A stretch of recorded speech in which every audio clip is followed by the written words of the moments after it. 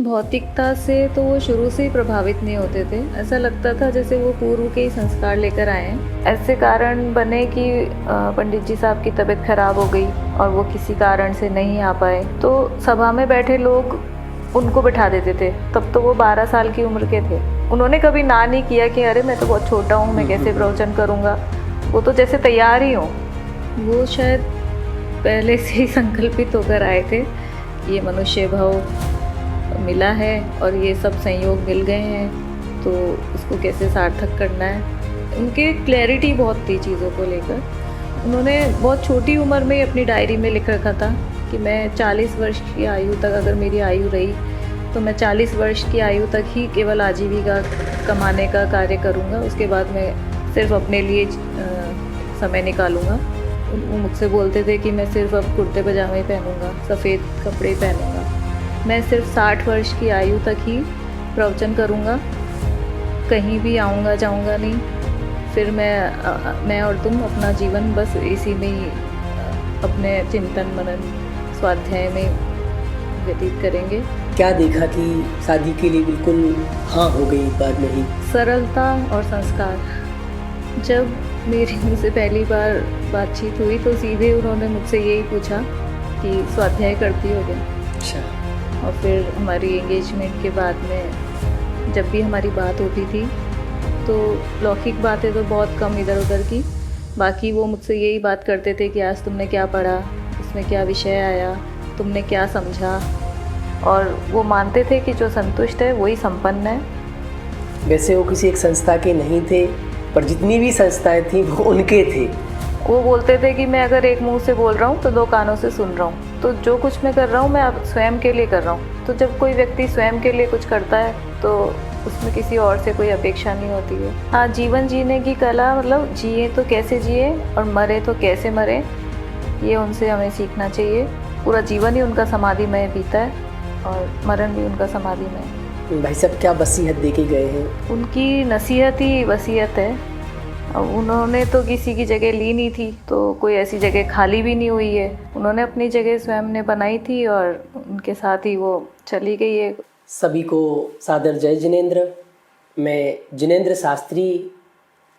सभी लोग धर्म अध्यात्म का सही स्वरूप समझें और अपने जीवन में इसे को धारण कर सकें, इसके लिए हमें श्रृंखला शुरू कर रहे हैं, जिसमें आज हम एक ऐसे महापुरुष, एक अंतर्राष्ट्रीय ख्याति प्राप्त विद्वान जो अध्यात्म वेत्ता थे, अध्यात्म चक्रवर्ती हैं, उपाध्याय कल्प जैसी विभूतियों से विभूषित हैं, जिन्होंने अपने पूरे जीवन सिर्फ और सिर्फ अध्यात्म को पढ़ा, अध्यात्म को ही पढ़ाया और अध्यात्म को जिया, पूरा करियर अध्यात्म के लिए बनाया। 3 लोग जैसे गंभीर विषयों पर जिन्होंने पीएचडी की, जनागम के चारों अनुयोगों के मर्मज्ञ विद्वान थे।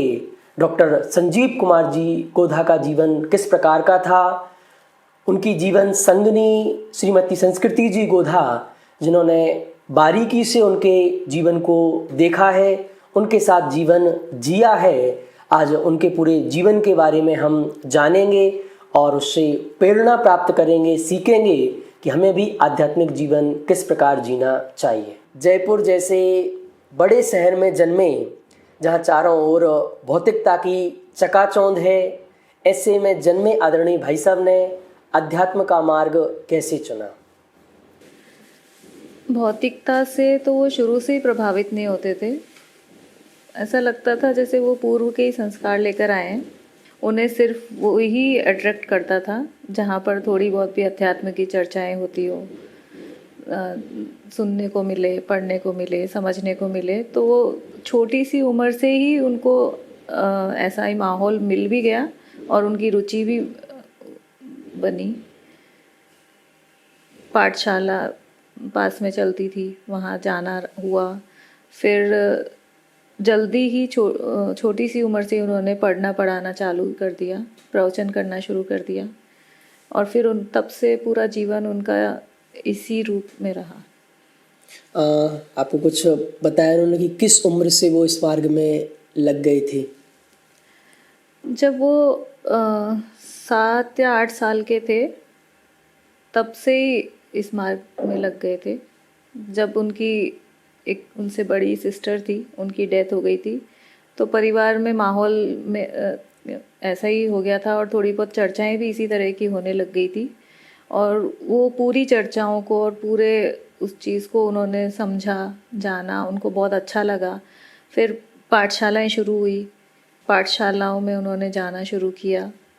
फिर पूरा उन्होंने मतलब पूरे इंटरेस्ट के साथ में पार्टिसिपेट रहते थे, कभी छुट्टी नहीं करते थे। कभी कोई उनको लालच देता था ना कि जैसे दादी जी वगैरह, तो कि भाई आज मंदिर मत जा, आज प्रवचन सुनने नहीं जा, तेरे को चॉकलेट दूंगी या मूवी दिखाऊंगी, तो वो मना कर देते थे कि नहीं नहीं मैं तो जाऊंगा। दोस्तों के साथ खेलने का कोई उनको रस नहीं था। पाठशाला का समय हुआ, प्रवचन सुनने का समय हुआ, तो वो कहीं भी होते थे, कैसे भी होते थे, तो वो पहुंच जाते थे। तो ये तो अलग प्रकार की बात हो गई कि नॉर्मली बच्चों को इस बात के लिए प्रोत्साहित किया जाता है, टॉफी दी जाती है कि मंदिर जाओ, उनको इस बात के लिए कि तुम्हें मंदिर नहीं जाना है। तो घर वालों को ऐसा क्या डर लगता था कि वो मंदिर जाएंगे? तो वो शुरू से ही बहुत शांत स्वभाव के थे, मतलब कभी भी एकदम ऐसे कभी उनके हाव भाव से या कभी किसी को ऐसा नहीं लगता था कि ये बहुत एग्रेसिव हैं या कहीं और उलझने वालों में से हैं। बहुत सहज और शांत थे शुरू से ही। तो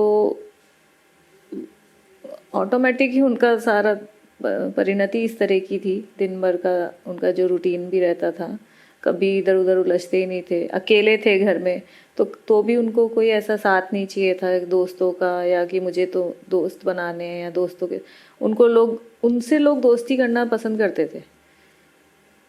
हर कोई उनसे दोस्ती करना चाहता था, उनके साथ रहना चाहता था। लेकिन उनको जिनवाणी का साथ ही अच्छा लगता था और ऐसी चर्चाएं करने वाले लोग ही उन्हें पसंद आते थे।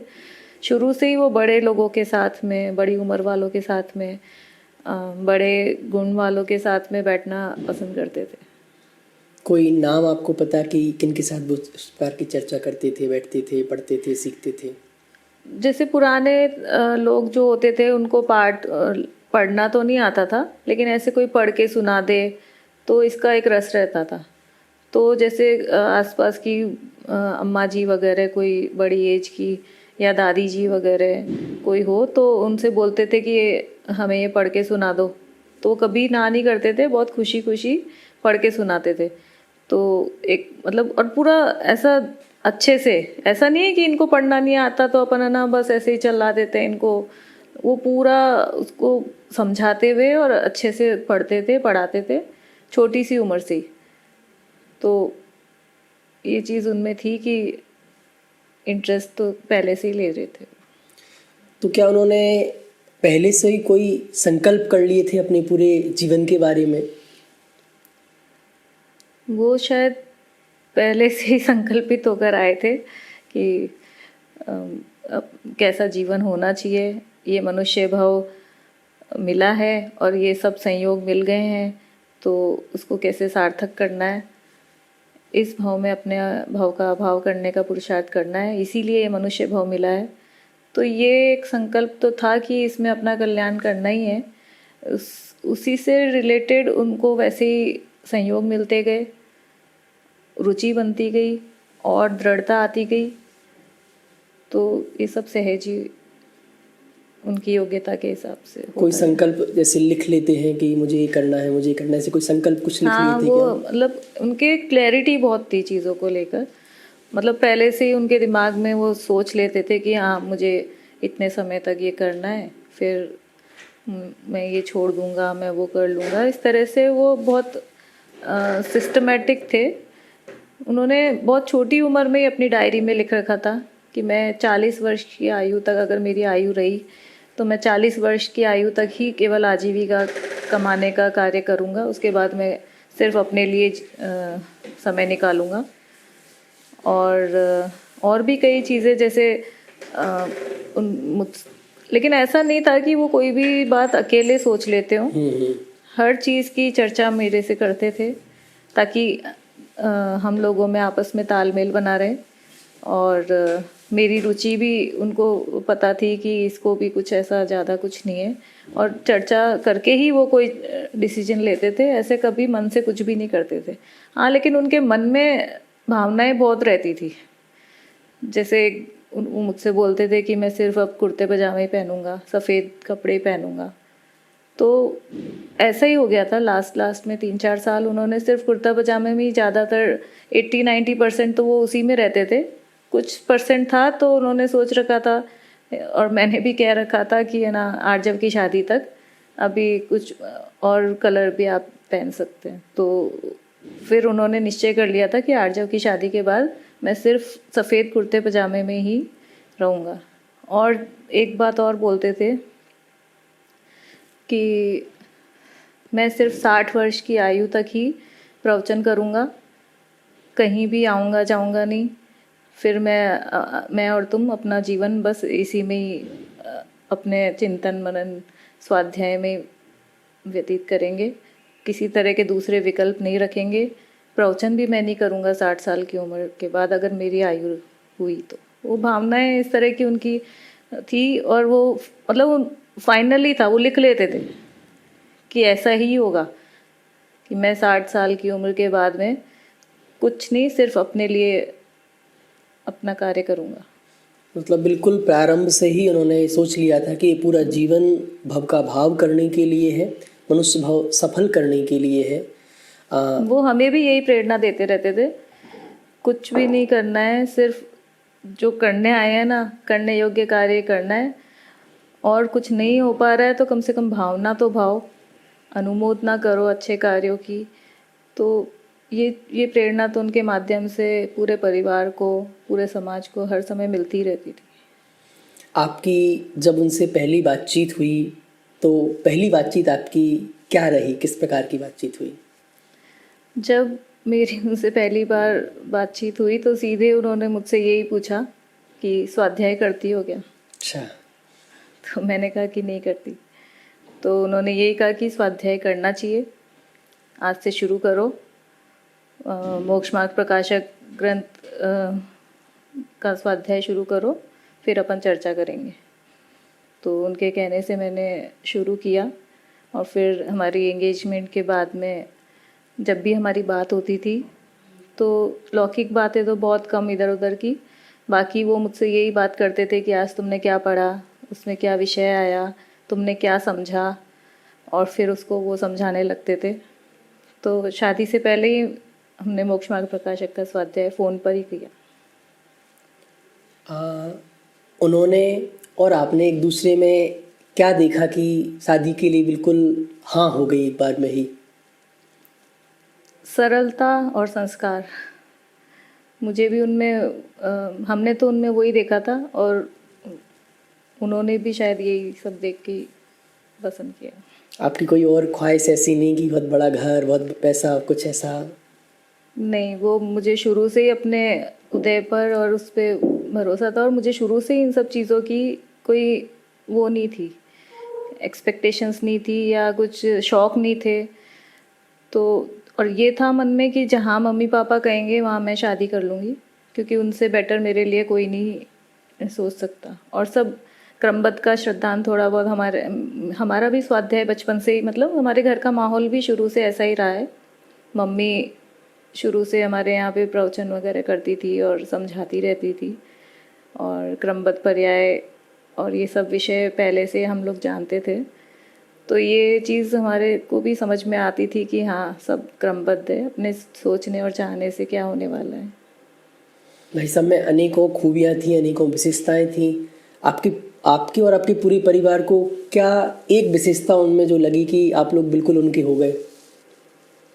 उनकी सहजता, वो इतने सबके साथ में एकदम ऐसे घुल मिल जाते थे कि वो एक बार किसी से मिल लेते थे तो वो व्यक्ति उनका हो जाता था। मतलब हर व्यक्ति उनको अपना बना लेता था, या वो अपना बना लेते थे सबको। मतलब वो इतने सहज और सरल थे, या कुछ ऐसा ही सुबह नाम कर की प्रकृति का उदय होगा, या उनका नेचर ही कुछ ऐसा ही था। तो पता नहीं क्यों पूरी दुनिया एक बार वो जिससे मिल लेते थे वो उनका अपना बन जाता था। भाई साहब का पूरा जीवन धर्म के लिए समर्पित था, तो फिर वो अपनी आजीविका आदि को कैसे मैनेज करते थे? उनका शुरू से ये था कि ज़्यादा से ज़्यादा समय मुझे धर्म में अपने अपने कल्याण के लिए ही निकालना है। आजीविका के लिए उनको जैसे प्रिंटिंग में इंटरेस्ट था, तो उन्होंने एक फर्म स्टार्ट करी आर्जव ग्राफिक्स नाम से। उसमें वो प्रिंटिंग के उनके पास ऑर्डर्स आते थे और बहुत आते थे, लेकिन वो कम ही लेते थे ताकि उनको अपने लिए और अपनों के लिए समय मिल सके। और वो संतुष्ट होते रहते थे कि जितना हो जो हो वो उससे संतुष्ट होते थे, और मुझसे भी बात करके ही करते थे। तो जब उनको लगता था कि हाँ ये संतुष्ट है, तो वो और संतुष्ट हो जाते थे कि चलो ठीक है, क्योंकि उनका ये मानना था कि ये तो अंधी दौड़ है और जितना लालच करेंगे कब समय पूरा हो जाएगा पता ही नहीं चलेगा और इसी में लगे रह जाएंगे, जीवन पूरा हो जाएगा।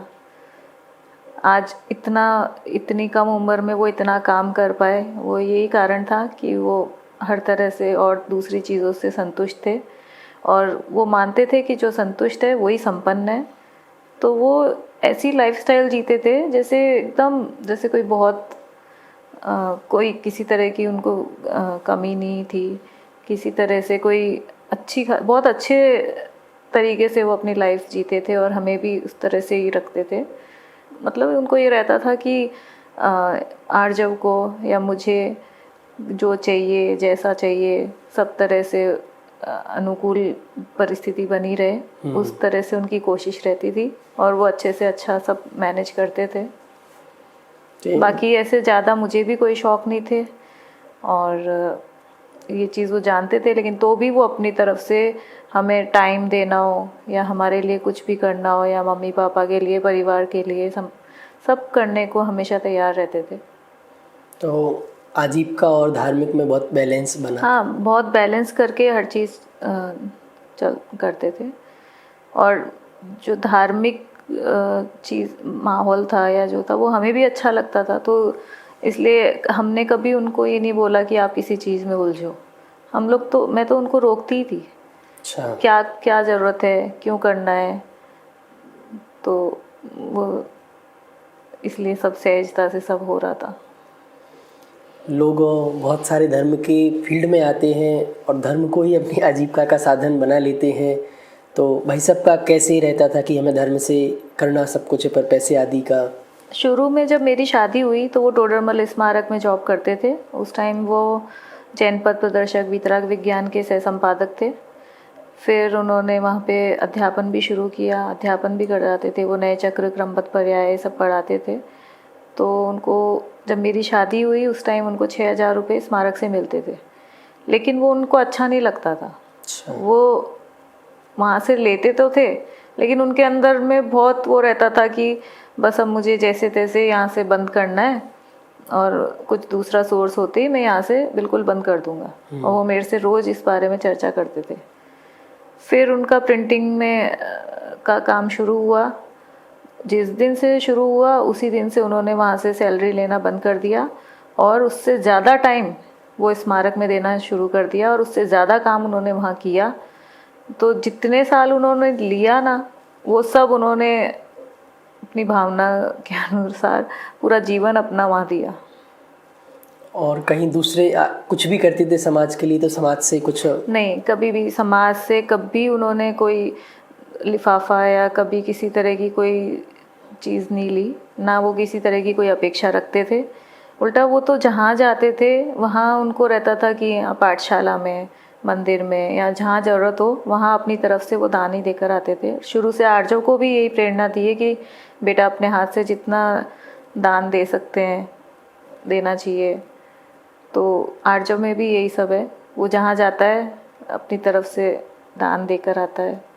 और इस चीज़ के लिए हमारे परिवार में कोई किसी से कुछ ना पूछने की ज़रूरत है, ना किसी को कुछ समझाने की ज़रूरत है। सभी इसके लिए तैयार रहते हैं और सबकी भावना इसी तरह की है कि हमेशा लेना नहीं, धर्म के लिए देना, मतलब दान देने की आदत होनी चाहिए। कोई घटना आपको याद हो दान देने के संबंध में उनकी? वैसे तो वो सब जगह ऐसे दान देते थे तो वो तुरंत ही दे देते थे कि भाई एक आध दिन में या जैसे भी हो। एक बार ऐसा हुआ कि वो भूल गए और उनको 1-1.5 महीने बाद याद आया कि अरे मैंने वहाँ पे पैसे बोले थे और मेरे को तो 1-1.5 महीना हो गया। तो उन्होंने वो पैसा ब्याज समेत वहाँ पे भेजा। तो उन्होंने नागपुर की बात है ये, तो वहाँ से फ़ोन आया कि भाई साहब आपने तो इतने बोले थे, आपने ज़्यादा भेज दिए। बोले नहीं नहीं, मैंने ज़्यादा नहीं भेजे, मैंने उतने ही भेजे हैं जितना होता है, ब्याज जोड़ के मैंने वो पैसा भेजा। तो कभी ऐसा नहीं होता था कि मतलब जितने बोले थे उतने ही तो भेज दूँ, या बोले तो मैंने इतने ही थे, इतने ही भेजने चाहिए।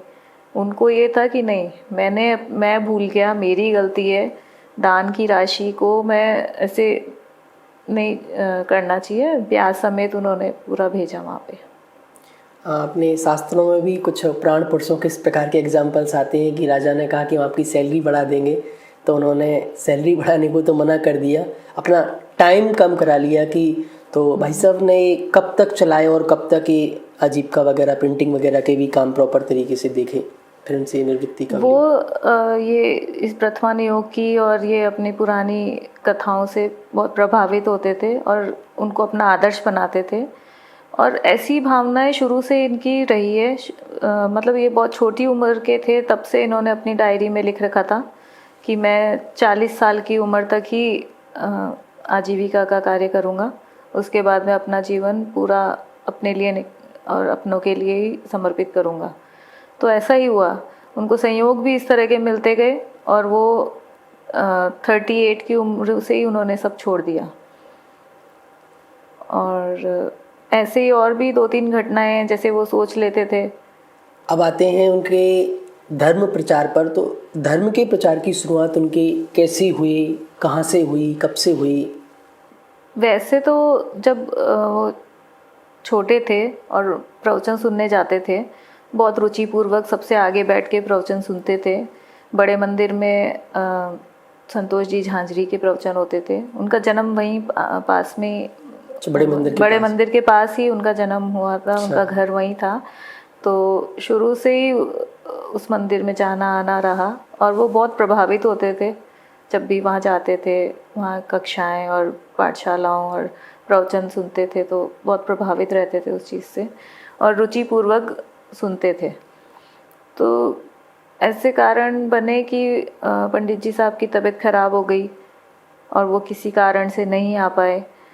तो सभा में बैठे लोग उनको बिठा देते थे गद्दी पर कि तुम प्रवचन करो। तब तो वो 12 साल की उम्र के थे। अच्छा।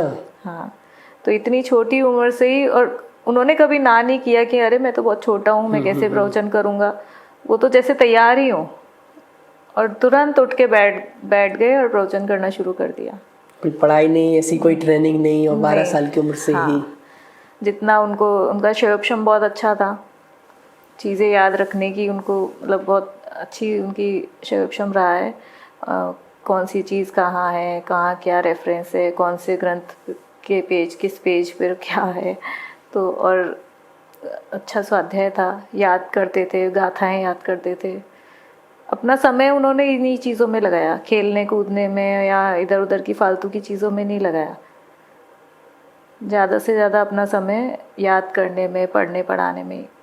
शुरुआत बड़े मंदिर से हुई, उसके बाद फिर कैसे?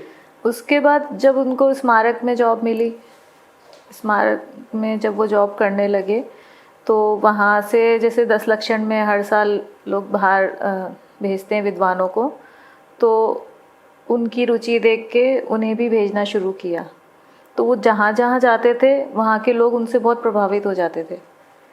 तो आगे हो के लोगों के डिमांड आती थी कि हमारे यहाँ उनको भेजो, और जिनके यहाँ एक बार चले जाते थे वो जीवन भर उनसे संपर्क बना के रखते थे। मतलब ऐसा हो जाता था। तो ऐसा क्या जादू करते थे कि जो उनसे जुड़ता था वो उन्हीं का बन जाता था, जो उन्हें सुनता था वो उन्हीं का बन जाता था? जादू तो कुछ भी नहीं, बस ये था कि वो ना किसी से कोई अपेक्षा रखते थे, ना किसी की उपेक्षा करते थे। तो जैसे मतलब एकदम सहज सरल अपने काम से काम रखने वाले, सरलता से अपनी बात को समझाने वाले, सिर्फ प्रयोजनभूत बात करने वाले, इधर उधर की कोई बातों से उनको कोई मतलब नहीं था, लौकिक चीज़ों से, लौकिक बातों से उनको कोई मतलब नहीं था। निस्वार्थ भावना थी, सरलता थी, सहजता थी, और व्यवहार ऐसा था कि सबके साथ में घुल मिल जाते थे, एडजस्ट हो जाते थे, तो लोग उनको पसंद कर लेते थे। एक सामान्य विशेषता है कि जब कोई व्यक्ति थोड़ा सा आगे बढ़ता है या उसकी प्रसिद्धि होती है तो उसके विरोधी भी उतने ही तैयार हो जाते हैं। लोग कुछ कुछ चीज़ों को पकड़ के उनका विरोध शुरू कर देते हैं, पर हमने पूरे जीवन देखा, आज भी देख रहे हैं कि उनका किसी के साथ कोई बैर विरोध ही नहीं था। समाज का एक एक किसी भी पंथ जाति का व्यक्ति वो उन्हें बिल्कुल हृदय से स्वीकार करता था। तो इसके पीछे क्या वजह थी कि उनका कोई बैर विरोधी नहीं था? इसका कारण ये था कि वो किसी का विरोध नहीं करते थे कभी भी, वो किसी से जेलस नहीं होते थे, वो हमेशा सबको आगे बढ़ाने में ही लगे रहते थे।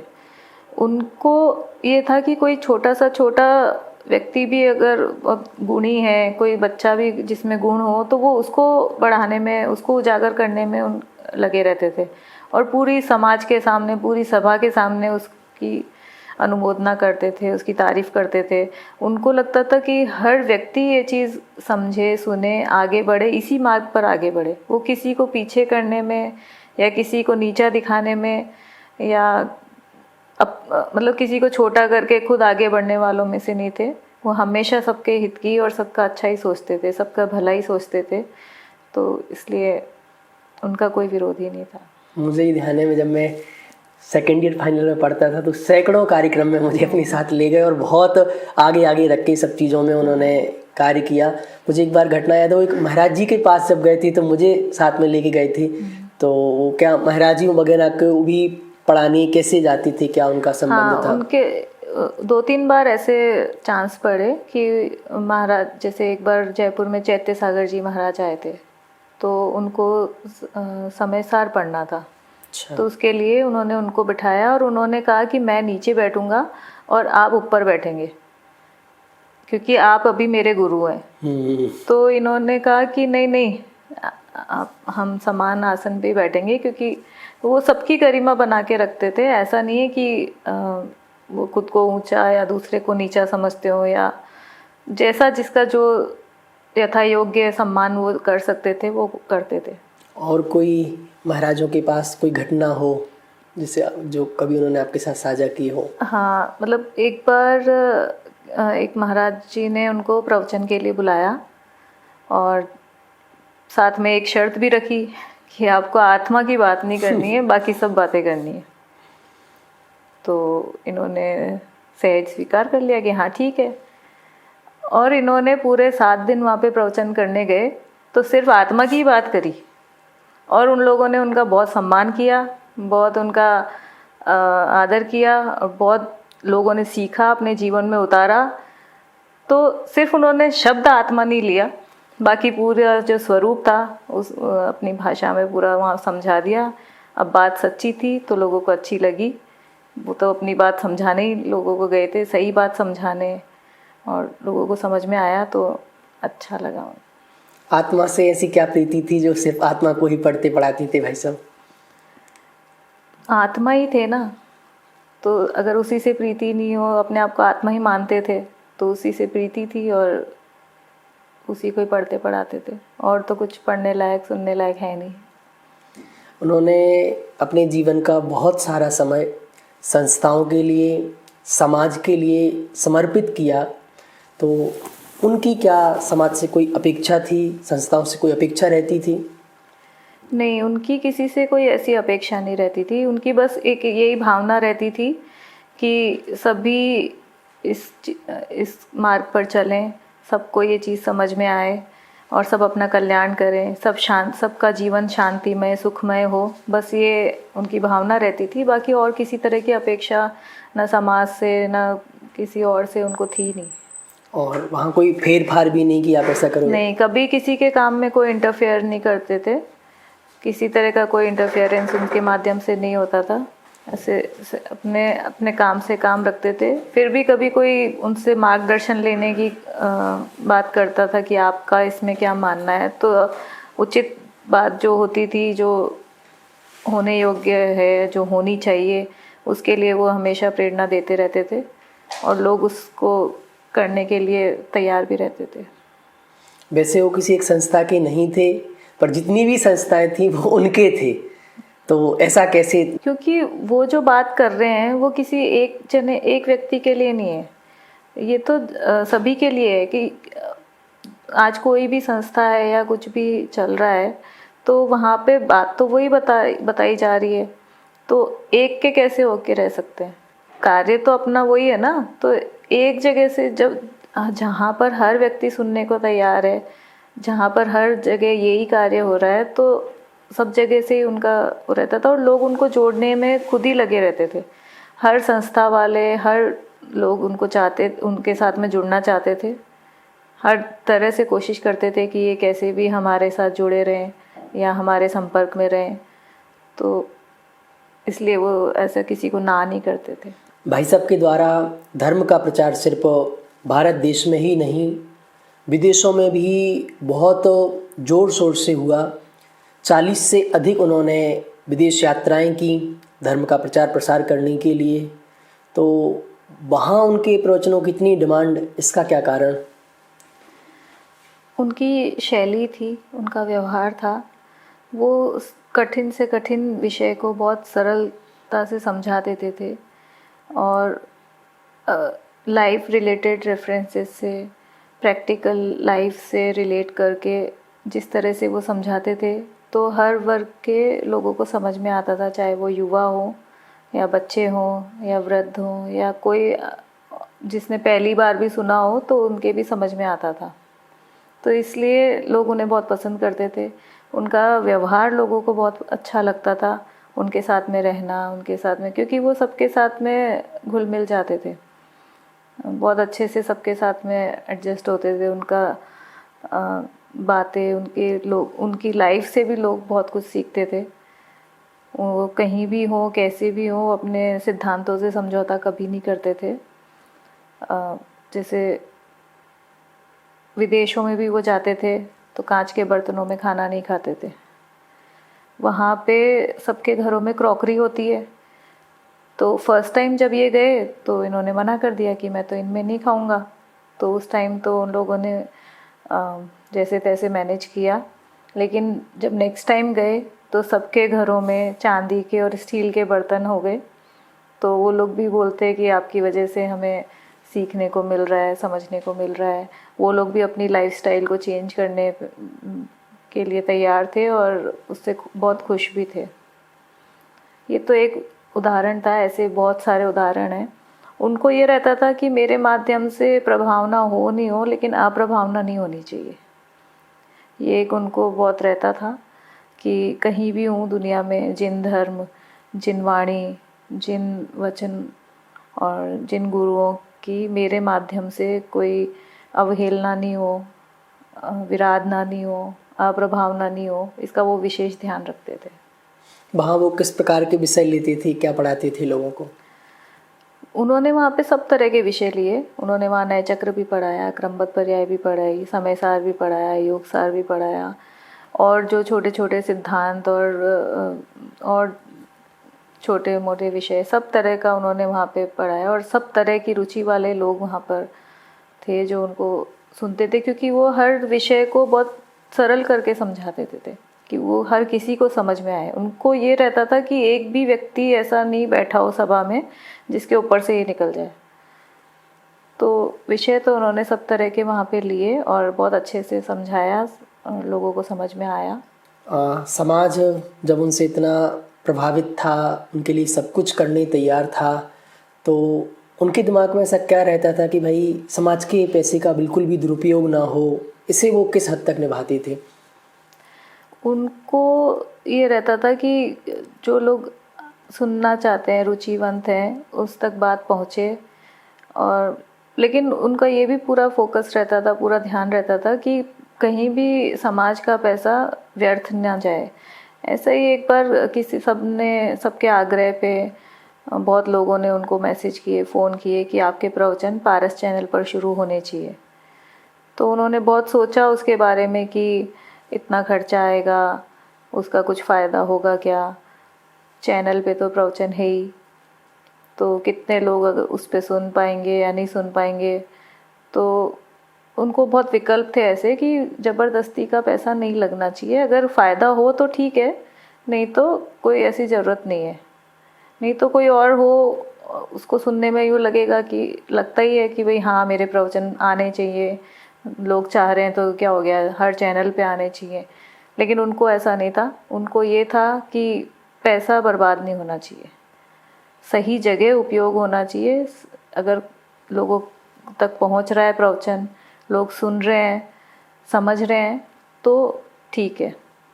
तो उनको ये, उन्होंने जैसे तैसे हाँ भरी और फिर बोला कि अच्छा ठीक है, शुरू में 3 महीने चला के देखेंगे, अगर कुछ फ़ायदा होगा तो उसको कंटिन्यू रखेंगे, नहीं तो उसी समय बंद कर देंगे।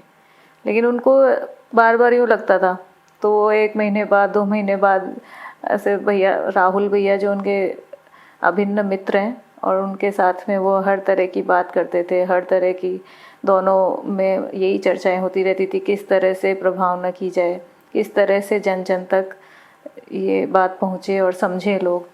तो राहुल भैया ने पता किया पारस चैनल पे, तो उन्होंने बताया कि आप नंबर 2 पर आते हैं। नंबर 2? नंबर 1 पर शंका समाधान, जो कि प्रमाण सागर जी महाराज द्वारा जो चलता है, वो रहती, उसकी टीआरपी रहती है। और नंबर 2 पे लोग आपको सुनना बहुत ज़्यादा पसंद करते हैं। तो भैया ने पूछा कि कितने लोग हो जाते हैं, मतलब, तो उन्होंने बताया कि 1 लाख लोग सुन लेते हैं डेली 1 लाख लोग सुन लेते हैं, 80-85 एक, इतना रेशो हो जाता है।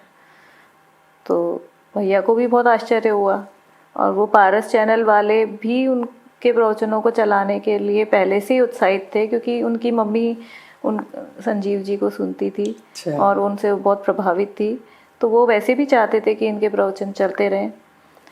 इनकी डेथ के बाद भी उनका फ़ोन आया कि आप कुछ भी हो जाए, कैसे भी हो, आप ये प्रवचन बंद ना करें, लोग सुन रहे हैं, समझ रहे हैं। और पारस चैनल पे चलने का ये बहुत बड़ा फ़ायदा रहा कि उससे अन्य पक्ष के लोग भी, और जिन्होंने कभी जीवन में धर्म को सुना ही नहीं था, उन लोगों ने भी सुना। और बहुत 127-28 कंट्रीज़ में शायद पारस चैनल चलता है, तो बहुत लोगों के फ़ोन आए, मैसेज आए कि हमने आपको पारस चैनल पे सुना, हमने आपको पहली बार पारस चैनल पे सुना। तो इनको लगा कि चलो ठीक है, बात लोगों तक पहुंच रही है, तो फिर अभी तक तो चल रहा है। तो उनके जीवन में व्यक्ति की मुख्यता नहीं थी, धर्म की मुख्यता हाँ। थी कि धर्म आगे बढ़े। उनको ये था बस जन जन तक ये बात पहुंचे, चाहे वो उसका कोई भी माध्यम हो। भाभी, संजीव जी कैसे बनते हैं?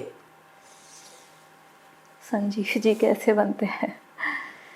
संजीव जी बनने के लिए संजीव जी जैसा होना पड़ेगा, उनके जैसी सरलता, सहजता, परिवार का सपोर्ट, उनकी जैसी रुचि, उनकी जैसी निस्वार्थ भावना, उनका जैसा व्यवहार, सबको समान रूप से देखना, समझना, और सबके साथ में तालमेल बिठा के चलना, अप्रयोजनभूत चीज़ों से दूर रहना, और सबके हित की भावना रखना, सबको ऊंचा चढ़ते हुए देखना, ये सब क्वालिटीज़ चाहिए।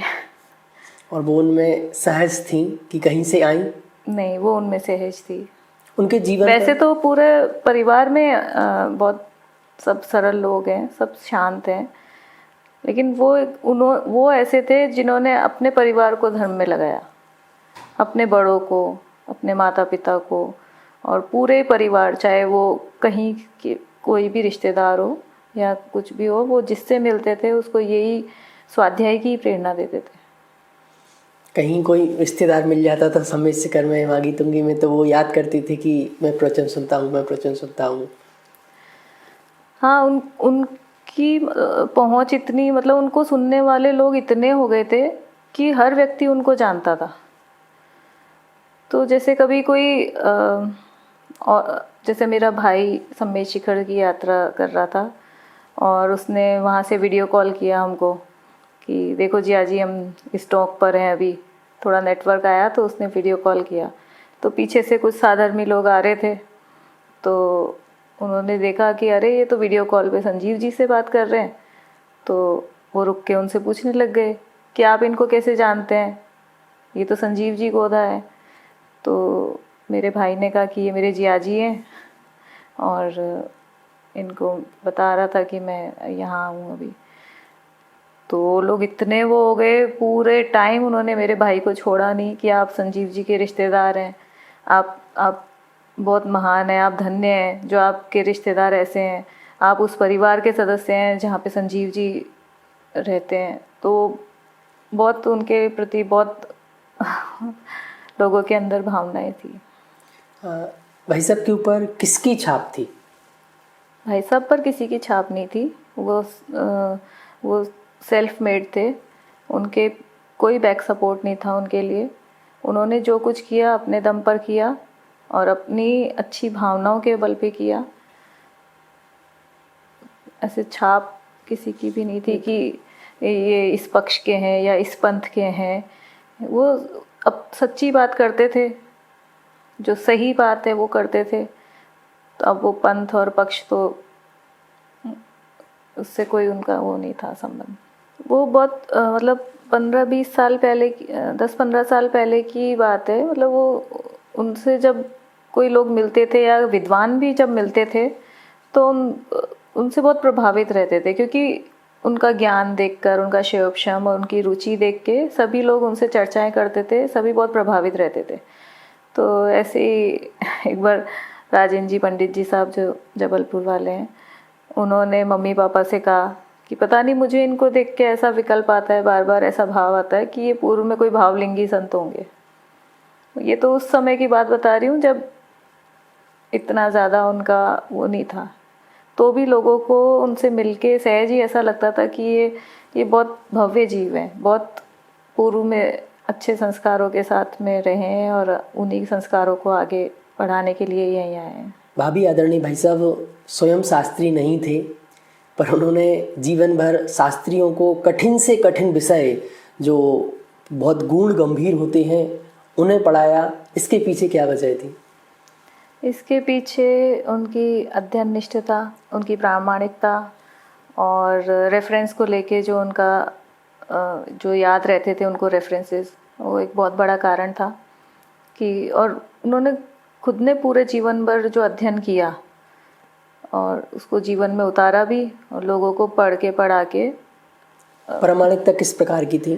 वो चारों अनुयोगों के विशेषज्ञ विद्वान थे, सभी अनुयोगों का उन्हें विशेष ज्ञान था। और वो अगर कुछ किसी विषय के बारे में बताते थे या बोलते थे तो लोगों को आगम देखने की ज़रूरत नहीं पड़ती थी, और वो सोचते थे कि संजीव जी ने बताया ना तो वो ये आगम से संबंधित ही रहा होगा, क्योंकि वो आगम के अलावा कोई दूसरी बात अपने मन से नहीं करते थे। जो बात सही होती थी हमेशा वही बात करते थे, ये लोग सभी जानते थे। तो इसलिए उनको प्रामाणिक विद्वान, और वो बच्चों को भी यही प्रेरणा देते थे कि हमेशा प्रामाणिक विद्वान बनो। उनका समाज के प्रति जो सबसे बड़ा उपकार है, जिसे पूरी दुनिया याद करती है, जब कोविड का समय आया, चारों ओर मरण की बात चल रही थी, लोग ऐसे में डरे हुए थे। उस समय अध्यात्म की संजीवनी बूटी द्वारा उन्होंने एक व्यक्ति को जो संबल प्रदान किया, वो सबसे अद्भुत घटना इस काल की है। इस कार्य को आप कैसे देखते हैं?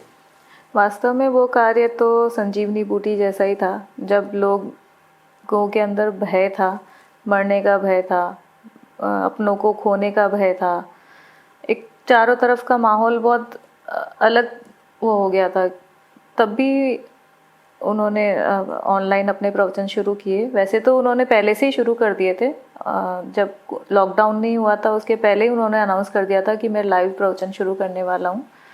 मोक्ष मार्ग प्रकाशक पे उन्होंने शुरू किया और रात को 6 डाला पे उनके प्रवचन होते थे 8 बजे। तब लोग जो भयभीत थे, सबको एक सुनने का, पढ़ने का समय भी मिला क्योंकि कोई दूसरे उनको विकल्प नहीं थे कि कहीं किसी को बिजनेस के लिए जाना हो या किसी को घूमने फिरने जाना हो या कोई और दूसरा अन्य कोई फंक्शन वगैरह अटेंड करने हो। ये सब विकल्प सबके ख़त्म हो गए थे। तो घर में बैठे बैठे लोग जो कोई घर में कोई बड़ा बुजुर्ग सुन रहा है या कोई तो साथ में और लोग भी सुनने लगे। ऐसे सभी तरह के हर वर्ग के लोग उनको सुनने लगे। सबके अंदर से जैसे एक भय जैसी चीज़ ख़त्म हो गई और एक धर्म के प्रति रुचि जागृत हुई। वो एक ऐसा था कि मतलब 2-2 हज़ार लोग, 2,500 लोग उनको ऑनलाइन प्रवचन सुनते थे उनका। कि मतलब ऐसा पहली बार हुआ होगा कि लोग टीवी और मूवीज़ और ये सब कम देखते थे और प्रवचन के टाइम चाहे वो कहीं भी हो कैसे भी हो, प्रवचन सुनने के टाइम पर किसी को कोई डिस्टरबेंस नहीं चाहिए होता था। 8 बजे और सुबह 9:20 पर वो सब, आज भी वही चालू है लोगों का। आज भी लोग सुबह 9:20 पर और रात में 8 बजे प्रवचन सुनने के लिए उसी तरह तैयार रहते हैं। जैसे किसी ज़माने में रामायण और महाभारत जब आती थी तो लोग कहीं भी होते थे, कैसे भी होते थे, तो आके देखते थे। उसी तरह से इनके प्रवचनों का वो रहा और लोगों के अंदर धर्म के प्रति रुचि जागृत हुई और भय और शंकाओं से दूर हुए। ऐसा क्या सुनाती थी कि लोगों को इतना इंटरेस्ट आता था सुनने में? वो तो तत्व की बात करते थे, वो तो अध्यात्म की बात करते थे और वो अपनी बात करते थे। तो जो अपनी बात होती है और जिस तरीके से कही जाती है तो लोगों को इंटरेस्ट अपने आप डेवलप होता था। उस समय वो पूरे परिवार के साथ थे आप सब, तो परिवार के साथ किस प्रकार की धार्मिक एक्टिविटी करते थे? जब लॉकडाउन हुआ उसके एक दिन पहले ही हमारे किशनगढ़ में एक मंदिर का कार्यक्रम था 3 दिन का। हम लोग उसके लिए किशनगढ़ गए हुए थे और अगले दिन लॉकडाउन हो गया। तो हम लोग 2.5 महीने किशनगढ़ ही थे। तो किशनगढ़ में हमारा पूरा परिवार, मेरे दोनों भाई भाभी, बच्चे, पापा मम्मी, मेरी नानी भी वहीं रहती है और पास वाले मकान में ताऊ जी, ताई जी, भैया भाभी वगैरह और चाचा चाची वगैरह, मतलब और सब रिश्तेदार भी सब वहीं रहते हैं। तो इनके प्रवचन लाइव सब सामने बैठ के सुनते थे। घर का ही मंदिर है तो कभी ऐसे दर्शन से भी वंचित नहीं रहे। कहीं भी हो ये दर्शन तो करते ही थे, मतलब चाहे विदेश भी जा रहे हो चाहे कहीं भी जा रहे हो दुनिया में, तो इनको तो दर्शन, देव दर्शन करने की आदत थी और वो कैसे भी करके मैनेज करते थे। तो कभी दर्शन भी नहीं छूटे लॉकडाउन में और प्रवचन और स्वाध्याय चलता रहा। पूरा घर का माहौल ही इस तरह का बना रहता था कि सब चर्चाएं करते रहते थे। प्रवचन के बाद में वो ऐसा इस तरह से सबसे छोटे से छोटे बच्चे से लेकर बड़े से बड़े, मतलब दादी जी नानी जी तक सबसे ऐसे प्रश्न पूछते थे। सबके विचार जानते थे कि अगर तुम्हें कोरोना हो जाए तो तुम्हारे क्या परिणाम होंगे, अगर तुम्हें पता चल जाए कि अब मेरे पास समय नहीं है तो तुमको उस समय कैसे परिणाम आएंगे और उस समय कैसे अपने आप को उन परिणामों को अपन क्या सोचना चाहिए, कैसे विचार करना चाहिए। तो सबके विचार जानते थे, सबके सुनते थे और फिर उनका आपस में डिस्कशन चलता था। सब लोगों ने बहुत लाभ लिया, बहुत समझा, अपनी लाइफ के बारे में सबको सोचने समझने का अवसर मिला। तो उस कोविड के टाइम को सबने इतना अच्छे से उनके साथ में वहाँ पे एंजॉय किया। और ये तो घर का था माहौल था ही, ऐसे ही पूरे समाज का और पूरी दुनिया में इस तरह का माहौल हो गया था कि लोग तत्व चर्चा करने लगे थे। पूरा उसको प्रैक्टिकली चीज़ें चल रही थी। कोविड के बाद में आदरणीय भाई साहब अध्यात्म के एक महानायक बन के उभरे, फिर उनका एक स्टारडम हो गया, उनके लिए ही कार्यक्रम रखे जाने लगे, पूरे देश भर में इतनी डिमांड बढ़ गई। तो इस सब चीज़ों को आप कैसे मैनेज करते थे, कैसे देखते थे? हाँ, लोग उनको जो बुलाते थे या उनके साथ में जुड़ना चाहते थे, या आप जो कह रहे हैं कि जो एक स्टारडम था उससे क्या उनको कोई दिक्कत आती हो, या ऐसा कुछ नहीं था। क्योंकि वो जो कर रहे थे अपने लिए कर रहे थे। वो प्रवचन करते थे तो अपने लिए करते थे, स्वाध्याय करते थे तो अपने लिए करते थे। वो बोलते थे कि मैं अगर एक मुंह से बोल रहा हूँ तो 2 कानों से सुन रहा हूँ, तो जो कुछ मैं कर रहा हूँ मैं अब स्वयं के लिए कर रहा हूँ। तो जब कोई व्यक्ति स्वयं के लिए कुछ करता है तो उसमें किसी और से कोई अपेक्षा नहीं होती है। और कोई इसमें उनको अपना ही फ़ायदा नज़र आता था, इसलिए कभी ऐसा बर्डन नहीं लगा। वो उनकी रुचि का ही विषय था, वो जो घर में करते वही वो बाहर कर रहे थे, तो ऐसा कुछ विशेष उनको कुछ तकलीफ़ नहीं थी। कोई भी कार्यक्रम हो उसमें तो उनकी उपस्थिति सबको ज़रूरी थी कि देश विदेश में इतने शिविर, इतने पंचकल्याण कार्यक्रम चलते ही रहते थे, तो उसमें तो सबको वो चाहिए ही थे। इसके अलावा भी अगर उनकी कोई डेट्स ऐसे खाली होती थी तो लोग उनको बुलाने के लिए कार्यक्रम रख लेते थे कि नहीं आपके पास ये डेट्स हैं तो आपको आना है या कुछ भी, तो वो मेरे से चर्चा करते थे। तो हमारा तो पूरा जीवन ऐसे ही था ना कि हमें तो यहाँ रहो चाहे वहाँ रहो, सिर्फ तत्व चर्चा ही करनी है, अध्यात्म की बात सुनानी है। तो मेरा भी साथ में यही सब चलता रहता था कि मुझे तो यूँ अच्छा ही लगता था। एक तो इनका साथ तो था ही, तो और दूसरी बात दिन भर का माहौल इस तरह का हो जाता था कि अपने लिए अच्छा ही है। तो ऐसे मुझे कोई ऐसी ज़्यादा परेशानी नहीं हुई क्योंकि मैं तो हर जगह इनके साथ जाती थी, और ये तो चाहे घर में रहें चाहे बाहर रहें, इनको तो कोई फ़र्क ऐसा पड़ता नहीं था, ये तो अपना काम करते रहते थे। हाँ, फिर भी कभी ऐसा लगता था कि बहुत ज़्यादा ट्रैवलिंग हो रही है। आर्जव के मेरे साथ में ये परिस्थिति हो गई थी कि या तो मैं आर्जव के साथ रह सकती हूँ या इनके साथ रह सकती हूँ, मुझे दोनों में से एक को चूज़ करना पड़ता था। तो उसमें आर्जव का भी बहुत सपोर्ट रहता था। वो ये बोलता था कि मम्मी नहीं, आप पापा के साथ जाओ। पापा को भी पूरा मतलब बाहर कैसे मैनेज करना है, क्या करना है, उनको भी अच्छा रहता है। मैं तो घर में ही हूँ, मैं तो मेरे साथ तो अम्मा बाबा है, मैं तो घर में ही हूँ, मैं तो अपना कर लूँगा। लेकिन आप भी यहाँ अकेले, पापा भी वहाँ पे ऐसे रहेंगे, तो और अच्छे कार्य के लिए जा रहे हो तो मैं आपको क्यों रोकूँगा। मुझे ऐसी कोई ज़रूरत होगी तो मैं कर लूँगा मैनेज, नहीं तो आपको बता दूँगा। तो उसका भी बहुत बड़ा सपोर्ट रहा, जिसकी वजह से हम इतना जा पाए, समाज में निकल पाए। मम्मी पापा का भी बहुत बड़ा सपोर्ट रहा कि उन्होंने कभी ये नहीं कहा कि नहीं हमारे पास भी रुको।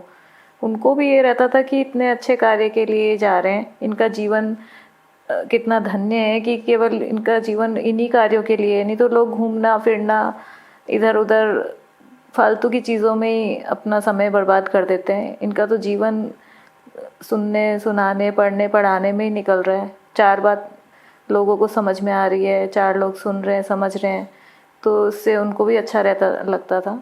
तो वो भी हमेशा ऐसे खुश होते थे और छोटी छोटी चीज़ें मैनेज कर लेते थे। इतनी पॉपुलैरिटी को भाई साहब ज़्यादातर लोगों में तो माना जाता है, वह तो मनुस्मृति का सबसे बड़ा दुर्गुण ही है। भाई साहब उसे कैसे मैनेज करते थे, क्योंकि लोग भी बहुत सामान्य लोग नहीं थे, दुनिया के जो महान महान लोग जुड़े और वो सब कुछ करने के लिए भाई साहब के लिए तैयार थे। तो उस समय भाई साहब कैसे मैनेज कर पाते थे? उनको ऐसे मैनेज करने की कुछ ऐसी वो नहीं पड़ती थी ज़रूरत, क्योंकि उनको किसी से कुछ चाहिए नहीं था।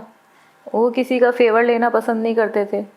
उनको ऐसा रहता था मुझे मेरे उदय प्रमाण हर चीज़ मिलेगी, हर व्यवस्था बैठेगी।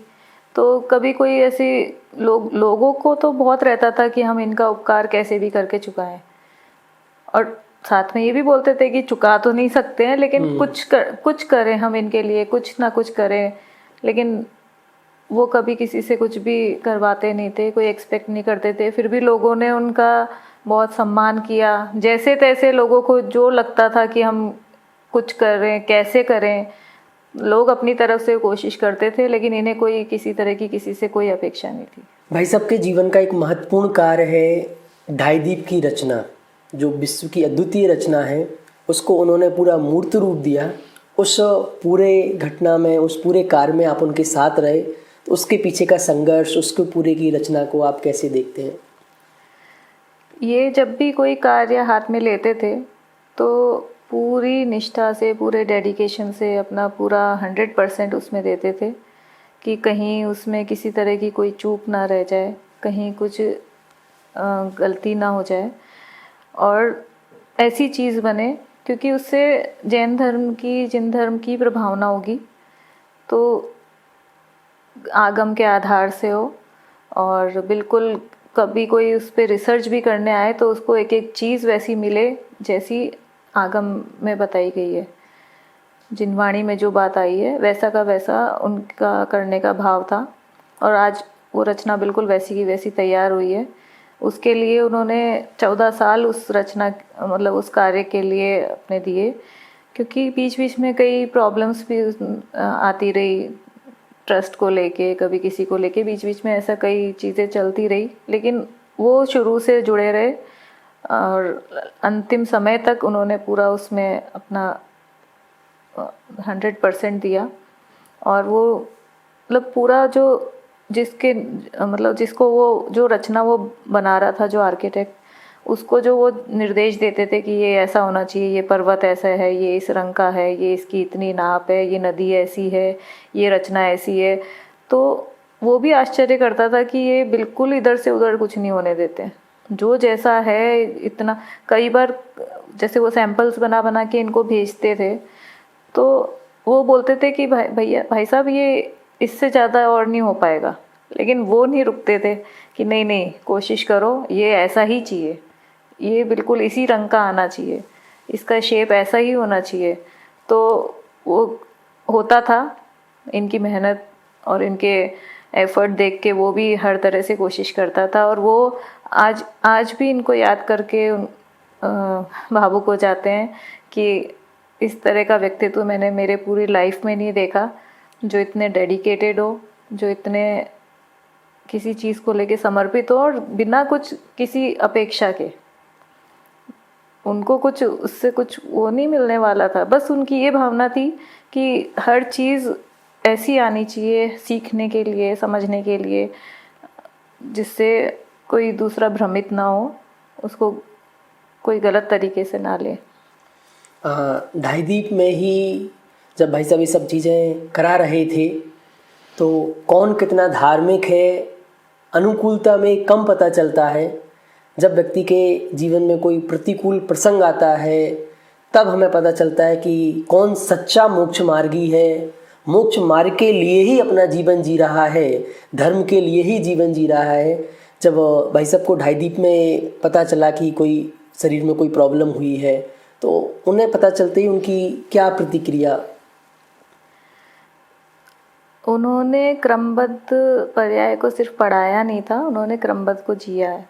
और ये उस समय भी वैसे तो जीवन भर देखने को मिला, लेकिन जब ऐसी परिस्थिति, जब आपको ये पता चले कि आपके पास समय नहीं है, और जिसके चारों तरफ सब तरह की अनुकूलता हो, हर तरह से जो सक्षम हो, हर तरह की, चाहे पारिवारिक हो, चाहे और भी किसी तरह की हो, किसी तरह की दूसरी कोई प्रॉब्लम ना हो, उस व्यक्ति को जब ये सुनने को मिले कि आपके पास समय नहीं है, तो अच्छे से अच्छा व्यक्ति टूट जाता है।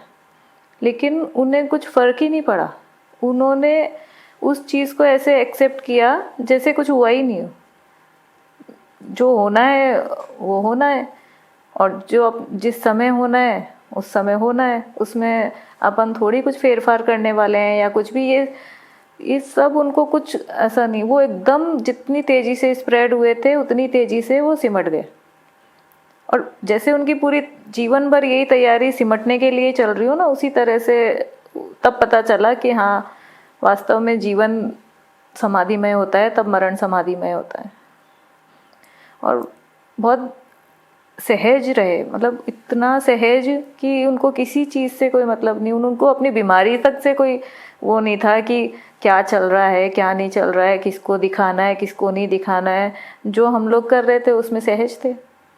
डॉक्टर साहब से भी सिर्फ तत्व चर्चा ही करते थे, डॉक्टर साहब भी उनसे तत्व चर्चा ही करते थे। घर में भी वो सिर्फ तत्व चर्चा के टाइम ही एक्टिव रहते थे, बाकी और चीज़ों की तरफ मौन रहते थे। भाई साहब ने तो धर्म को जिया ही था, पूरा जीवन धर्ममय था। आपने भी उनके साथ धर्म को सीखा, समझा, जिया। उस समय आपकी क्या प्रतिक्रिया थी? मेरी प्रतिक्रिया तो एक बार तो मैं टूट गई थी जब सुना एकदम से, और फिर जैसे जैसे मैंने उनको देखा, उनको देखकर यूँ लगा कि कितने सहज हैं, कैसी भी परिस्थिति हो उसको किस तरह से इन्होंने सहजता से एक्सेप्ट कर लिया है। और जीवन भर इनसे सुना पढ़ा, या जिनवाणी में जो सीखा सुना पढ़ा, आज तक जीवन में जितना समझ पाए, उससे अपने आप धीरे धीरे सब समझ में आने लगा और एक्सेप्ट कर लिया कि जब तक हैं तब तक। इलाज के लिए किस प्रकार का ट्रीटमेंट आप सबने चुना? इलाज के लिए जब इनको ये प्रॉब्लम आई उसके कुछ दिन पहले से ही या मतलब 5-7 महीने पहले ही हमारी चर्चा हुई थी मेरी और उनकी कि अपने कुछ होगा ना तुम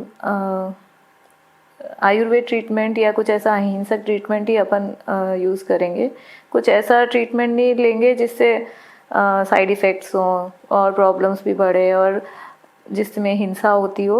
ऐसा उनका भी विचार था और मेरा भी ये था। तो जब मैं अपने बारे में ऐसा विचार कर सकती हूँ या अपने बारे में ये सोचती हूँ तो मैं उनके बारे में भी कुछ ऐसा नहीं अपने आप ही नहीं सोच पाई और सहज ही संयोग भी ऐसे ही रहे कि उनके लिए कोई दूसरा ट्रीटमेंट था ही नहीं।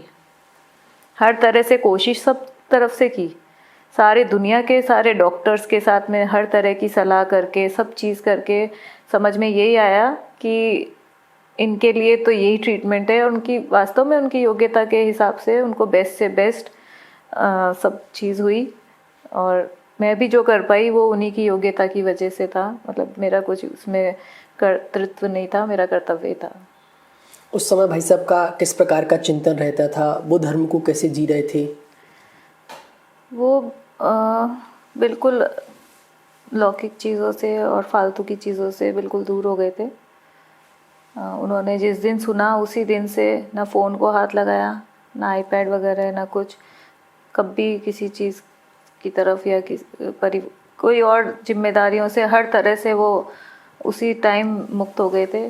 कई नियम ले लिए थे उन्होंने और बिल्कुल सिर्फ तत्व चर्चा के समय ही वो एक्टिव होते थे, बाकी चर्चाओं में वो कम ही बोलते थे, कम ही इन्वॉल्व रहते थे। पूरा समय बस उनका चिंतन में ही निकलता था। किस प्रकार की तत्व चर्चाएं क्या करते थे धर्म के लिए? हम लोग जैसे शाम को भक्ति वगैरह करते थे, किसी एक भजन पे हम लोग चर्चा करते थे। फिर जैसे जैसे जो जो विषय, जैसे मेरे भाई और भाभी वहाँ थे तो वो लोग कुछ प्रश्न पूछते रहते थे तो वो उनका जवाब दे देते थे। फिर कई विद्वान वगैरह आते थे उनसे मिलने, कई साधर्मी आते थे तो सिर्फ वही बात वो करते थे, उसके अलावा कोई दूसरी बात। यहाँ तक कि डॉक्टर साहब से भी तत्व चर्चा ही होती थी। डॉक्टर साहब भी उनसे कोई दूसरी बात नहीं करते थे। उनको जो एग्जामिन करना होता था वो साथ में करते रहते थे और साथ में उनसे तत्व चर्चा करते रहते थे, गाथाएं पूछते रहते थे, अर्थ पूछते रहते थे, वो समझाते रहते थे उनको। ऐसा चैलेंजिंग टाइम आपके लिए सबसे कठिन था क्योंकि सारे डिसीजन आपको करने पड़ रहे थे, तो आप वो सारी डिसीजन कैसे कर रही थी, कैसे दृढ़ता दिखा पा रही थी वहाँ? वो जब समय मैं याद करती हूँ या वो समय जब था, वास्तव में बहुत डिफ़िकल्ट था। समझ नहीं आती थी कुछ चीज़ें कि कैसे क्या। उसमें मुझे डॉक्टर आशीष का बहुत बड़ा सपोर्ट रहा। मैं उनकी बहुत आभारी हूँ और जीवन भर रहूँगी। और उनका जो मुझे मार्गदर्शन मिला, उन्होंने जो मुझे हर तरह से एक एक चीज़ को समझाया, जितना हो सकता था उन्होंने पूरा समय दिया। वो पूरा 1 महीना उन्होंने कहीं और ना देके सिर्फ हमारे लिए ही समर्पित किया। उनको बाहर जाना था लेकिन वो कहीं नहीं गए, सिर्फ इसीलिए रुके कि संजीव जी को ज़रूरत है। तो उनके एक सपोर्ट की वजह से मेरे अंदर क्लैरिटी आती गई, समझ में आता गया कि क्या सही है क्या गलत है। और जो उन्होंने बताया उपचार, उसके हिसाब से जब हम चल रहे थे तो उससे उनको बहुत फ़ायदा हो रहा था। मतलब वो तबीयत ख़राब होते होते नहीं गए, वो ठीक होते होते गए। उनकी क्वालिटी ऑफ लाइफ बिगड़ी नहीं, वो बिल्कुल अंत समय तक अपना कार्य स्वयं करते करते गए हैं। उन्होंने किसी से कुछ हेल्प नहीं ली, किसी से कुछ मतलब किसी पे कोई डिपेंडेंसी नहीं थी। मतलब सब कार्य उन्होंने अपना स्वयं किया। तो ऐसी कोई उनकी तबीयत बिगड़ी नहीं। इतनी प्रॉब्लम, जिस तरह की उनकी बीमारी थी उसके अकॉर्डिंग अगर उन्हें कोई देखे तो कोई मान नहीं सकता था कि वो इस तरह से सही चल रहे हैं। उनका जीवन छोटा था, कम था? जीवन अगर जीवन में करने योग्य कार्य नहीं किया तो चाहे बहुत बड़ी आयु लेकर आ जाओ तो भी कम है, और अगर कार्य कर लिया तो छोटा जीवन भी अपने आप में बहुत बड़ा हो जाता है, क्योंकि जो वो करने आए थे वो उन्होंने कर लिया। हम सबको क्या सिखा कर गए हैं भाई साहब? हम सबको उनसे समय की कीमत समझनी चाहिए। समय बहुत कीमती है, अपना उपयोग बहुत कीमती है। इधर उधर की बातों से हटकर, अप्रयोजन चीज़ों को छोड़कर प्रयोजनभूत बातों पर अपनी दृष्टि रखें, अपना कार्य करें, और जो कार्य कर रहे हैं उसमें अपना 100% दें। और उनकी जैसी आत्मीयता, उनकी जैसी भावनाएं जो सबके हित के लिए होती है वैसी हो, अपने कल्याण की भावना हो, ये हमें उनसे सीखना चाहिए। उनके पूरे हम जीवन को देखें तो जीवन में जीवन जीने की कला क्या है? जीवन जीने की कला उनके हिसाब से अगर देखें तो ये होनी चाहिए कि अपना कार्य करो, दूसरे के कार्य में इंटरफेरेंस नहीं होना चाहिए। जो कार्य करने योग्य है वो करना चाहिए। हाँ, जीवन जीने की कला मतलब जिए तो कैसे जिए और मरे तो कैसे मरे, ये उनसे हमें सीखना चाहिए। उन्होंने पूरा जीवन उनके माध्यम से प्रभाव ना हुई, और उनका ये था कि मेरे माध्यम से प्रभाव ना हो या नहीं हो, अप्रभावना नहीं होना चाहिए। तो पूरा जीवन ही उनका समाधिमय बीता है और मरण भी उनका समाधिमय है। भाई साहब के जाने के बाद आप आर्जव के जीवन को किस प्रकार से देखते हैं? उनके जाने के बाद आर्जव में बहुत जल्दी जिम्मेदारियां आ गई आर्जव के ऊपर, और उनकी जो भावनाएं थी कि आर्जव आत्मार्थी बने, अपना कल्याण करे, साथ में एक अच्छा विद्वान बन के हर व्यक्ति तक ये बात पहुंचाए, प्रभाव ना करे जिन धर्म की। तो उनकी भावना जो थी वही मेरी भावना थी, और हम आर्जव को उसी रूप में देखना चाहते हैं। अब जो भी जैसे भी उसको होगा अपने कल्याण के लिए तो वो लगेगा, करेगा। भाई साहब के मम्मी पापा आज कैसा जीवन जी रहे हैं? उनके मम्मी पापा बहुत शांत सहज, दिन भर उनका पूरा दिन स्वाध्याय में, प्रवचन सुनने में, इसी में बीतता है। उसके अलावा कोई दूसरा उनको कोई कार्य नहीं है। बहुत रुचिवंत हैं, बहुत आत्मार्थी हैं, स्वाध्यायी हैं। भाई साहब क्या वसीयत दे के गए हैं? उनकी नसीहत ही वसीयत है, जो उन्होंने जीवन भर नसीहत दी है कि अपना कल्याण करना है। वास्तव में जो संस्कार उनके माध्यम से प्राप्त हुए हैं और जो बातें उन्होंने बताई है स्वयं कल्याण के लिए, वही वसीयत है। उनकी जो एक रिक्तता खाली हुई है समाज में, वो कैसे भरी जा सकती है, या वो रिक्तता कैसे पूरी हो? उन्होंने तो किसी की जगह ली नहीं थी, तो कोई ऐसी जगह खाली भी नहीं हुई है कि उन्होंने किसी की जगह ली हो और उनकी जगह कोई आएगा। उन्होंने अपनी जगह स्वयं ने बनाई थी और उनके साथ ही वो चली गई है। कौन किसका कार्य कर सकता है। बाहर में देखें तो वो इतना सारा ट्रेवल्स कर रहे थे, इतनी सारी जिम्मेदारी निभा रहे थे, इतना सारा काम कर रहे थे, इसके बावजूद भी उनके चेहरे पर सिकन नहीं रहती थी, हरदम प्रसन्न रहते थे, सुखी रहते थे। इसका कारण क्या था?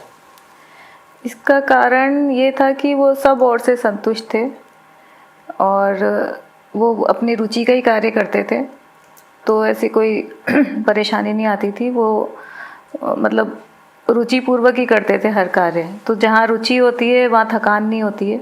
मेरी ज़रूरतें कम है इसलिए मेरे वजूद में दम है, सुख पावे संतोषी प्राणी, ये कुछ वाक्य उनकी लाइफ का हिस्सा थे जिसे वो जीते थे। उनके पास में बहुत ऐसे ऑफर्स थे कि कई व्यक्ति चाहते थे कि वो उनके साथ में बिजनेस करें, या कोई किसी विदेशों से भी उनके पास में ऑफर्स थे, लेकिन वो कभी एक्सेप्ट नहीं करते थे, क्योंकि वो उनके पास जो था, जैसा था, जितना था, वो उसमें संतुष्ट थे। इसलिए हमेशा सुखी रहते थे, प्रसन्न रहते थे। कोई उनको किसी तरह का कोई विकल्प नहीं था, क्योंकि उनके परिवार में भी कुछ ऐसी किसी को ज़रूरत ही नहीं थी जिससे वो पूरी ना कर सकते हो। कभी ऐसा कोई प्रसंग बना हो उसके बावजूद भी उन्होंने इसी बात को चुना हो?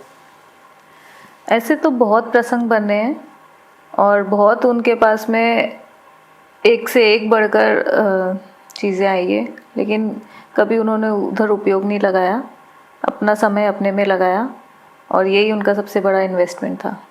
आज आप उन्हें कैसे याद करते हैं?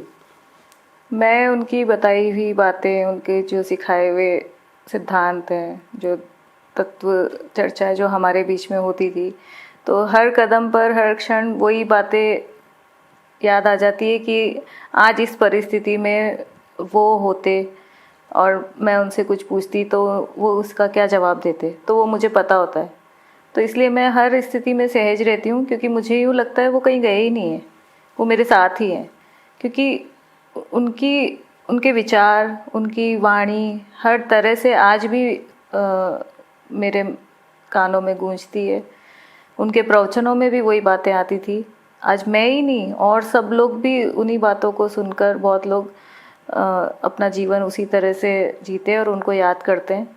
वैसे तो कोई उनको भूला नहीं है, तो याद करने का ऐसा कुछ वो प्रसंग नहीं है, लेकिन हाँ, समय समय पर उनकी बताई हुई बातें संबल प्रदान करती है। सचमुच जिस मार्ग की, जिस जीवन की बात आपने कही, वो ये मार्ग सिर्फ अपने तक सीमित रखना नहीं चाहते थे।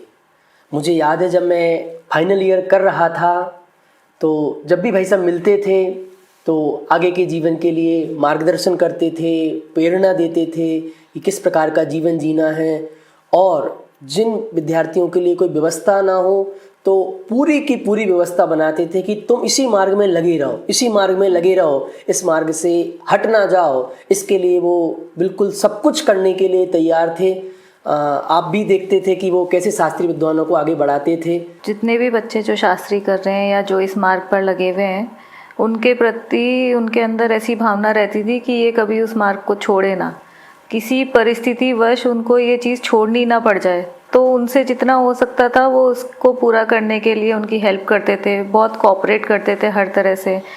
जब फाइनल ईयर में कोई बच्चा होता है, चाहे वो किसी भी विद्यालय का हो, वो सबसे पर्सनली चर्चा करते थे, उनकी मीटिंग लेते थे कि भाई तुम्हारा आगे का क्या प्लान है, अपना जीवन कैसे जियोगे, किस तरह से तुमको लगे रहना है, स्वाध्याय नहीं छोड़ना है, पढ़ना पढ़ाने में जीवन, मतलब इसके अलावा और चीज़ें होती रहेंगी, लेकिन इसे हमेशा मुख्यता पर रखना है, प्रायोरिटी पर इसी को रखना है। तो उसके लिए वो जितना जो जैसा हो सकता था वैसी कोशिश करते थे, बच्चों को हमेशा यही प्रेरणा देते थे। जयपुर में जब बच्चे शास्त्री करने के बाद में जब उनको आगे पढ़ना होता था तो उनके रहने के लिए उनको बहुत प्रॉब्लम्स आती थी, रहना, खाना, फिर पढ़ाई करना। तो उसके लिए उन्होंने उनको ऐसा विकल्प आया कि इनके लिए ऐसा कुछ व्यवस्था करनी चाहिए ताकि बच्चे शांति से निर्विकल्प होकर सिर्फ पढ़ाई पर ध्यान दे सकें और अपना इसी मार्ग में अपना फ्यूचर बना सकें। तो उसके लिए उन्होंने राहुल भैया से चर्चा की और दोनों ने मिलके जगह ऐसी 2-3 जगह ऐसी चूज़ करी जहाँ पर अब तक सैकड़ों बच्चे वहाँ पे रहकर आगे की पढ़ाई कर सके शास्त्री के बाद। जो उनको जैसे MA PhD जिसको जो करना था सब ने वहाँ रहकर किया, निःशुल्क खाना पीना सब हर तरह से सुख सुविधाओं सहित, उनको कोई दूसरे विकल्प ना हो ऐसा ध्यान रखते हुए अब तक बहुत बच्चों की उनके माध्यम से हेल्प हुई। जयपुर के अलावा भोपाल में और भी एक आध जगह ये कार्य शुरू हुआ, तो उससे बच्चों को बहुत फ़ायदा मिला। सचमुच तो महापुरुषों का जीवन ही होता है कि जो कार्य उन्हें अच्छा लगता है और उस कार्य को जो पसंद करने वाले होते हैं उन्हें वो सहज रूप से, नेचुरल रूप से आगे बढ़ाते हैं। तो उन्होंने जितने भी शास्त्रीय विद्वान निकले उनका भरपूर सहयोग किया, सपोर्ट किया। इसीलिए ही समाज ने उन्हें समय समय पर अध्यात्म वेत्या, अध्यात्म चक्रवर्ती, उपाध्याय कल्प अनेक विभूतियों से सम्मानित किया। सचमुच जिस कार्य को भाई साहब ने आगे बढ़ाया है, हम सब भी उनके शिक्षाओं को अपने जीवन में धारण करें, अपनाएं और उसी मार्ग को आगे बढ़ाएं और पंचम काल के अंत तक क्या अनंत काल तक अपने जीवन में जैन शासन की पताका फहराते रहें और अपने जीवन को धर्ममय बनाए रखें।